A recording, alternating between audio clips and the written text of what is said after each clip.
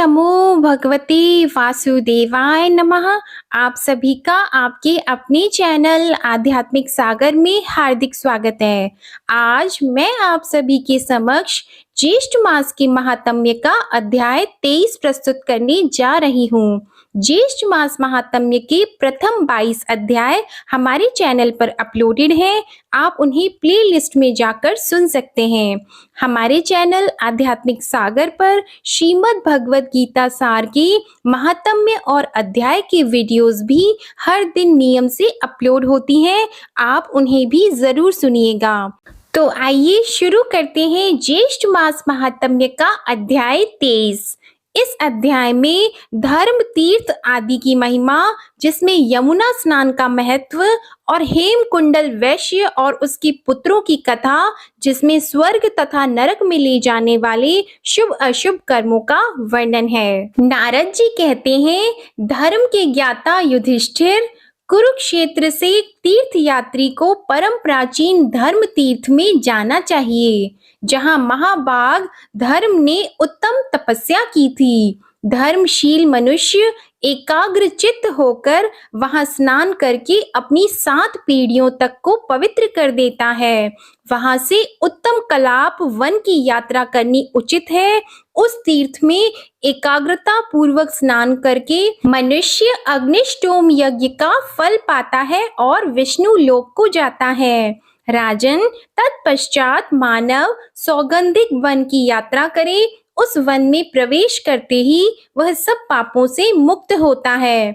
उसके बाद नदियों में श्रेष्ठ सरस्वती आती हैं, जिन्हें पलक्षा देवी भी कहते हैं। उनमें जहाँ वाल्मीकि से जल निकलता है, वहां स्नान करें। फिर देवताओं तथा पितरों का पूजन करके मनुष्य अश्वमेध यज्ञ का फल पाता है। तत्पश्चात तीनों लोकों में विख्यात सुवर्ण नामक तीर्थ में जाए।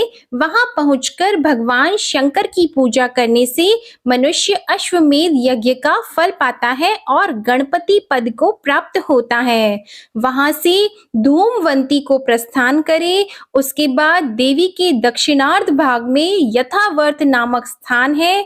वहां जाकर श्रद्धालु एवं जितेंद्रिय पुरुष महादेव जी की कृपा से परम गति को प्राप्त होता है। तत्पश्चात महागिरी को नमस्कार करके गंगा द्वार यानी हरिद्वार की यात्रा करे तथा वहां एकाग्रचित होकर कोटि तीर्थ स्नान करे। ऐसा करने वाला पुरुष पुंडरीक यज्ञ का फल पाता है और अपने कुल का भी उद्धार कर देता है। वहां एक रात निवास करने से सहस्त्र गोदानों का फल मिलता है। सप्तगंग, त्रिगंग और शक्रावर्त नामक तीर्थ में देवता तथा पितरों का विधि पूर्वक तर्पण करने वाला पुरुष पुण्य लोक प्रतिष्ठित होता है। महाराज युधिष्ठिर, तत्पश्चात उत्तम कालिंदी तीर्थ की यात्रा करनी चाहिए। वहां स्नान करने से मनुष्य दुर्गति में नहीं पड़ता और नरश्रेष्ठ पुष्कर, कुरुक्षेत्र तथा सुवर्ण नामक तीर्थ में भी जिस फल की प्राप्ति नहीं होती है, वह यमुना में स्नान करने से मिल जाती है। सत्य युग में तप, त्रेता में ज्ञान, द्वापर में यज्ञ तथा कलयुग में दान सर्वश्रेष्ठ माने गए हैं, किंतु कलिंद कन्या यमुना सदा ही शुभकारिणी है। राजन, यमुना के जल में स्नान करना सभी वर्णों तथा समस्त आश्रमों के लिए धर्म है। मनुष्य को चाहिए कि वह भगवान वासुदेव की प्रसन्नता, समस्त पाप की निवृत्ति तथा स्वर्ग लोक की प्राप्ति के लिए यमुना के जल में स्नान करे। यदि यमुना स्नान का अवसर न मिला तो सुंदर, सुपुष्ट, बलिष्ठ एवं नाशवान शरीर की रक्षा करने से क्या लाभ। विष्णु भक्ति से रहित ब्राह्मण, ब्राह्मण भक्ति से शून्य क्षत्रिय, दुराचार से दूषित कुल, दंभ युक्त धर्म, क्रोध पूर्वक किया हुआ तप और दृढ़ता रहित ज्ञान, कृपण का धन, अभ्यास रहित विद्या, विरोध पैदा करने वाला ज्ञान, नास्तिक मनुष्य तथा अश्रद्धा पूर्वक किया हुआ समस्त पारलौकिक कर्म, ये सब के सब जिस प्रकार नष्ट प्राय माने गए हैं, वैसे ही यमुना स्नान के बिना मनुष्यों का जन्म भी नष्ट ही है। राजन, जैसे भगवान विष्णु की भक्ति में सभी अधिकार है, उसी प्रकार यमुना देवी सदा सबके पाप का नाश करने वाली है। यमुना में किया हुआ स्नान ही सबसे बड़ा मंत्र, सबसे बड़ी तपस्या और सबसे बढ़कर प्रायश्चित है। यदि मथुरा की यमुना प्राप्त हो जाए तो वे मोक्ष देने वाली मानी गई है। अन्यत्र की यमुना पुण्यमयी तथा महापातकों का नाश करने वाली है, किंतु मथुरा में बहने वाली यमुना देवी विष्णु भक्ति प्रदान करती है। राजन, इस विषय में तुमसे एक प्राचीन इतिहास का वर्णन करता हूँ। पूर्व काल के सत्य युग की बात है। निषेध नामक सुंदर नगर में एक वैश्य रहते थे। उनका नाम हेमकुंडल था। वे उत्तम कुल में उत्पन्न होने के साथ ही सत्कर्म करने वाले थे। देवता, ब्राह्मण और अग्नि की पूजा करना उनका नित्य का नियम था। वे खेती और व्यापार का काम करते थे। पशुओं के पालन पोषण में तत्पर रहते थे। दूध, दही, घास, लकड़ी, फल, मूल, लवण, अदरक, पीपल, शाक, तेल, भांति भांति के वस्त्र, ईख के रस से बने हुए खाद्य पदार्थ, इन्हीं सब वस्तुओं को सदा बेचा करते थे। इस तरह नाना प्रकार के अन्य अन्य उपायों से वैश्य ने 8 करोड़ स्वर्ण मुद्राएं पैदा की। इस प्रकार व्यापार करते करते उनके कानों तक के बाल सफेद हो गए। तदंतर उन्होंने अपने चित्त में संसार को क्षण भंगुरता का विचार करके उस धन के छठे भाग से धर्म का कार्य करना आरंभ किया। भगवान विष्णु का मंदिर तथा शिवालय बनवाए, पोखरा खुदवाया और बहुत सी बावलियां बनवाई। इतना ही नहीं, उन्होंने बरगद, पीपल, आम, जामुन और नीम आदि के जंगल लगवाए तथा सुंदर पुष्प वाटिका भी तैयार की। सूर्योदय से लेकर सूर्यास्त तक अन्न जल बांटने की उन्होंने व्यवस्था कर रखी थी।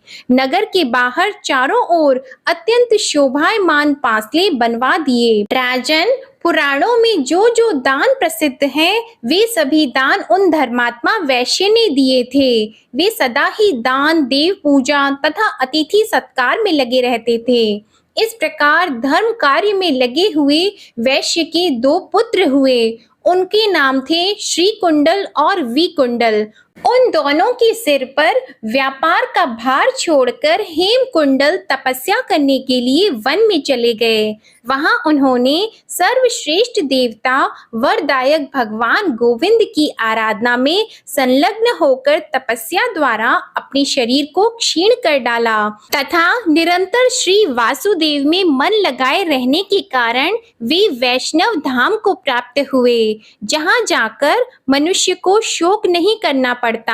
तत्पश्चात उस वैश्य के दोनों पुत्र जब तरुण हुए तो उन्हें बड़ा अभिमान हो गया। वे धन के गर्व से उन्मत्त हो उठे। उनका आचरण बिगड़ गया। वे दुर्व्यसनों में आसक्त हो गए। धर्म कर्मों की ओर उनकी दृष्टि नहीं जाती थी। वे माता की आज्ञा तथा वृद्ध पुरुष का कहना नहीं मानते थे। इस प्रकार सदा भोग परायण होकर पिता के धन का नाश करते हुए वे दोनों भाई अपने रमणीय भवन में निवास करते थे। धन का दुरुपयोग करते थे और ऊसर में डाले हुए बीज की भांति सारा धन उन्होंने अपात्रों को ही दिया। सत्पात्र को कभी दान नहीं किया। ब्राह्मण के मुख में अन्न का होम नहीं किया तथा समस्त भूतों का भरण पोषण करने वाले सर्व पाप नाशक भगवान विष्णु की कभी पूजा नहीं की। इस प्रकार उन दोनों का धन थोड़े ही दिनों में समाप्त हो गया। इससे उन्हें बड़ा दुख हुआ। उनके घर में ऐसी कोई भी वस्तु नहीं बची जिससे वे अपना निर्वाह करते। द्रव्य के अभाव में समस्त स्वजनों, बांधवों, सेवकों तथा आश्रितों ने भी उन्हें त्याग दिया। उस नगर में उनकी बड़ी शोचनीय स्थिति हो गई। इसके बाद उन्होंने चोरी करना आरंभ किया। राजा तथा लोगों के भय से डरकर वे अपने नगर से निकल गए और वन में जाकर रहने लगे। अब वे सबको पीड़ा पहुंचाने लगे। इस प्रकार पापपूर्ण आहार से उनकी जीविका चलने लगी। तदंतर एक दिन उनमें से एक तो पहाड़ पर गया और दूसरे ने वन में प्रवेश किया।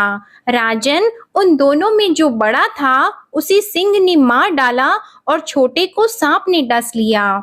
उन दोनों महामयी की एक दिन मृत्यु हुई। इसके बाद यमदूत उन्हें पाशों में बांधकर यमपुरी ले गए। वहां जाकर वे यमराज से बोले, धर्मराज, आपकी आज्ञा से हम इन दोनों मनुष्यों को ले आए हैं। अब आप प्रसन्न होकर अपने इन किंकरों को आज्ञा दीजिए, कौन सा कार्य करें। तब यमराज ने दूतों से कहा, वीरों, एक को तो दुस्सह पीड़ा देने वाले नरक में डाल दो और दूसरे को स्वर्ग लोक में, जहां उत्तम भोग सुलभ है, वह स्थान दो। यमराज की आज्ञा सुनकर शीघ्रता पूर्वक काम करने वाले दूतों ने वैश्य के ज्येष्ठ पुत्र को भयंकर रौरव नरक में डाल दिया। इसके बाद उनमें से किसी श्रेष्ठ दूत ने दूसरे पुत्र से मधुर वाणी में कहा कि कुंडल, तुम मेरे साथ आओ, मैं तुम्हें स्वर्ग में स्थान देता हूँ। तुम वहां अपने पुण्य कर्म द्वारा उपार्जित दिव्य भोगों का उपभोग करो। यह सुनकर विकुंडल के मन में बड़ा हर्ष हुआ।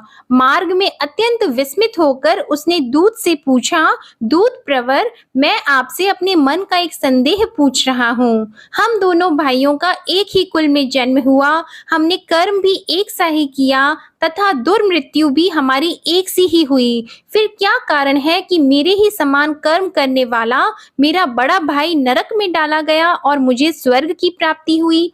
आप मेरे इस संशय का निवारण कीजिए। बाल्यकाल से ही मेरा मन पापों में लगा रहा, पुण्य कर्मों में कभी संलग्न नहीं हुआ। यदि आप मेरे किसी पुण्य को जानते हो तो कृपा बताइए। देवदूत ने कहा, वैश्यवर, सुनो, हरिमित्र के पुत्र स्वमित्र नामक ब्राह्मण वन में रहते थे। वे वेदों के पारगामी विद्वान थे। यमुना के दक्षिण किनारे उनका पवित्र आश्रम था। उस वन में रहते समय ब्राह्मण देवता के साथ तुम्हारी मित्रता हो गई थी। उन्हीं के संग से तुमने कालिंदी के पवित्र जल में, जो सब पापों को हरने वाली और श्रेष्ठ है, वहां 2 बार ज्येष्ठ स्नान किया। एक ज्येष्ठ स्नान के पुण्य से तुम सब पापों से मुक्त हो गए और दूसरे के पुण्य से तुम्हें स्वर्ग की प्राप्ति हुई। इसी पुण्य के प्रभाव से तुम सदा स्वर्ग में रहकर आनंद का अनुभव करो। तुम्हारा भाई नरक में बड़ी भारी यातना भोगेगा। दूत की यह बात सुनकर विकुंडल को भाई के दुख से बड़ा दुख हुआ। उसके सारे शरीर के रोंगटे खड़े हो गए। वह दीन और विनीत होकर बोला, साधो, सत्पुरुषों में 7 पग साथ चलने मात्र से मैत्री हो जाती है तथा वह उत्तम फल देने वाली होती है। अतः आप मित्र भाव का विचार करके मेरा उपकार करें। मैं आपसे उपदेश सुनना चाहता हूँ। मेरी समझ में आप सर्वज्ञ हैं, अतः कृपा करके बताइए कि मनुष्य किस कर्म के अनुष्ठान से यमलोक का दर्शन नहीं करते तथा कौन सा कर्म करने से वे नरक में जाते हैं। देवदूत ने कहा, जो मन, वाणी और क्रिया द्वारा कभी किसी भी अवस्था में दूसरों को पीड़ा नहीं देते, वे यमराज के लोक में नहीं जाते।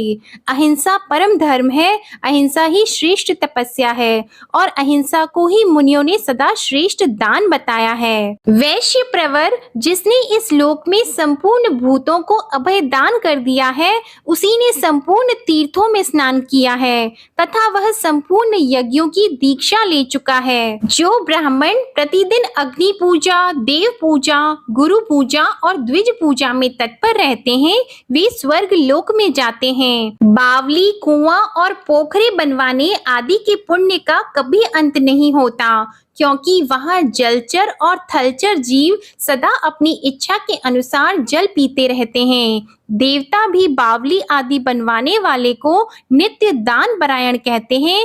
वैश्यवर प्राणी जैसे जैसे बावली आदि का जल पीते हैं, वैसे वैसे ही धर्म की वृद्धि होने से उसके बनवाने वाले मनुष्य के लिए स्वर्ग का निवास अक्षय हो जाता है। जो लोग पर्व के दिन नदी की धारा में स्नान करते हैं, वे न तो नरक में पड़ते हैं और न किसी नीच योनि में जन्म लेते हैं। उनके लिए बुरे स्वप्न और बुरी चिंताएं सदा निष्फल होती है। विकुंडल जो पृथ्वी, सुवर्ण और गौ इनका 16 बार दान करते हैं, वे स्वर्ग लोक में जाकर वहां से फिर वापस नहीं आते हैं। जो एक बार भी गंगा जी के जल में स्नान करके गंगा जल से पवित्र हो चुका है, उसके चाहे राशि राशि पाप किए हों, फिर भी वह नरक में नहीं पड़ता है। इसलिए मनुष्यों को प्रयत्न पूर्वक गंगा जी के जल में स्नान करना चाहिए। जो ब्राह्मण दान लेने में समर्थ होकर भी उससे अलग रहता है,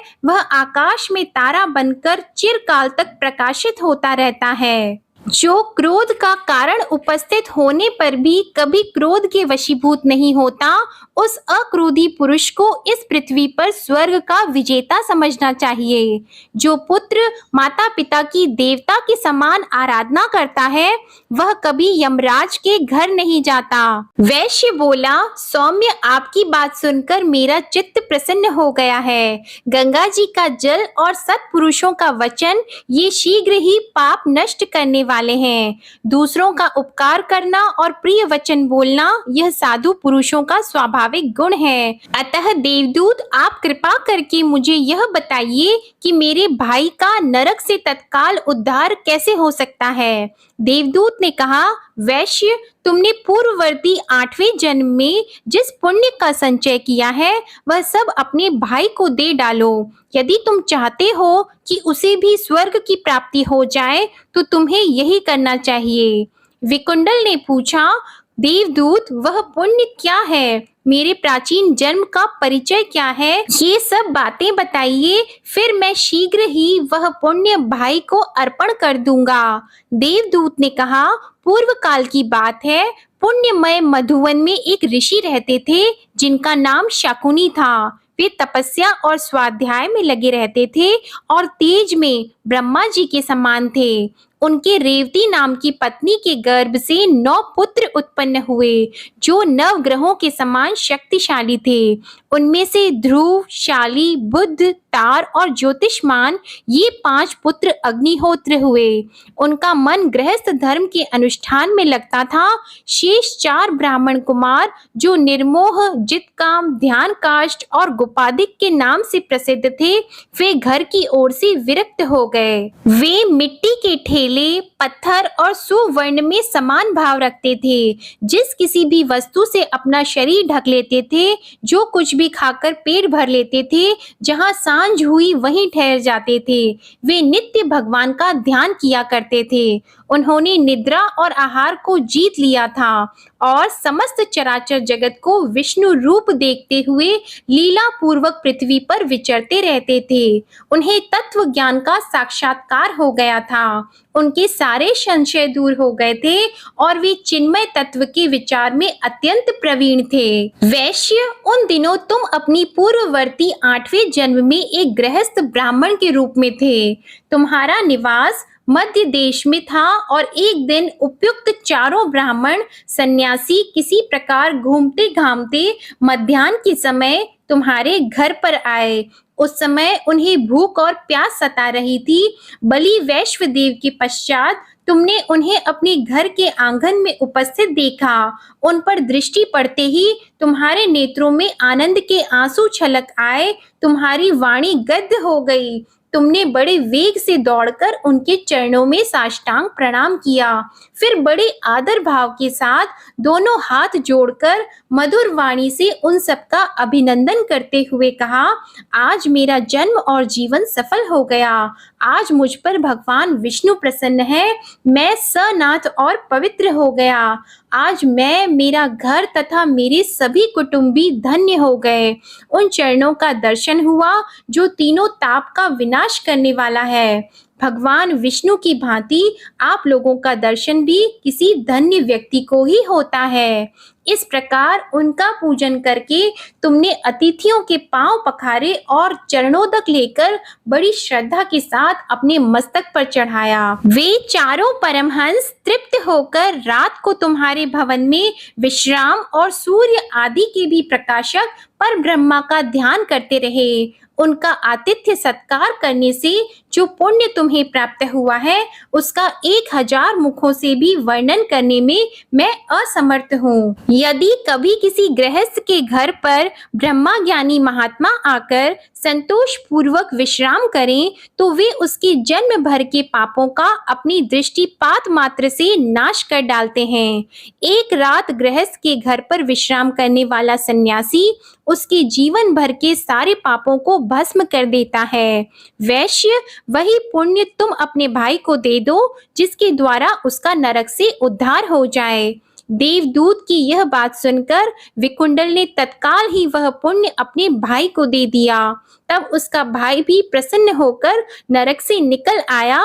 फिर तो देवताओं ने उन दोनों पर पुष्पों की वृष्टि करते हुए उनका पूजन किया तथा वे दोनों भाई स्वर्ग लोक में चले गए। तदंतर दोनों से सम्मानित होकर देवदूत यमलोक में लौट आए। नारद जी कहते हैं, राजन, देवदूत का वचन वेद वाक्य के समान था। उसमें संपूर्ण लोक का ज्ञान भरा था।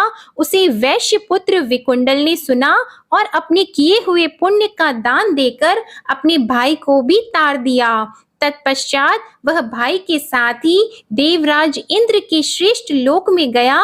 जो इस इतिहास को पढ़ेगा या सुनेगा, वह शोक रहित होकर सहस्त्र गोदानों का फल प्राप्त करेगा और भगवान विष्णु का सायुज्य प्राप्त करेगा।